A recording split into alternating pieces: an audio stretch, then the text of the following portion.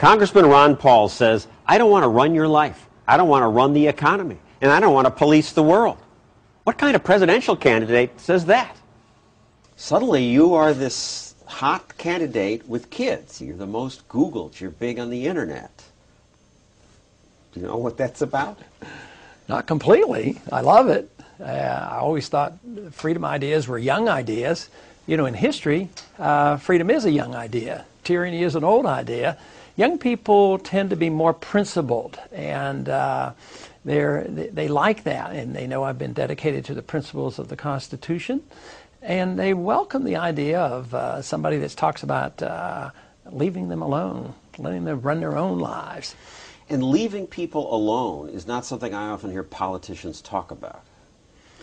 That's sad, and I tell people the reasons I run for president not because of the things I want to do, but more because of the things I don't want to do.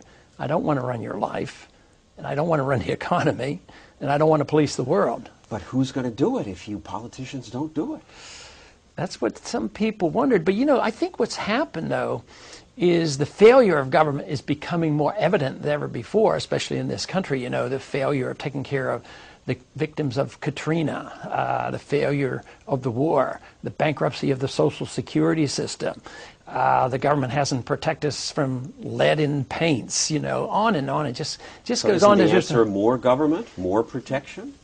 Some people are arguing that, and of course I take the position that government interferes too often. We become complacent and depend on the government to protect us, and they fail, and they don't provide the services that they claim. You know, we've had the government involved in our medical care system since the early 70s. We've had managed care, and all of a sudden nobody's happy with it. So now the choice is, did we have too much government, or do we need, you know, a single payer? Should we move toward a socialized system, or should we look to the marketplace to help us sort out the problems we have in medicine? My argument, of course, is always looking for the answers in the free market, in private choices, and individuals dealing with those problems, rather than depending on the state, which generally will support maybe the special interests. Like today, too many corporations benefit from our medical care system.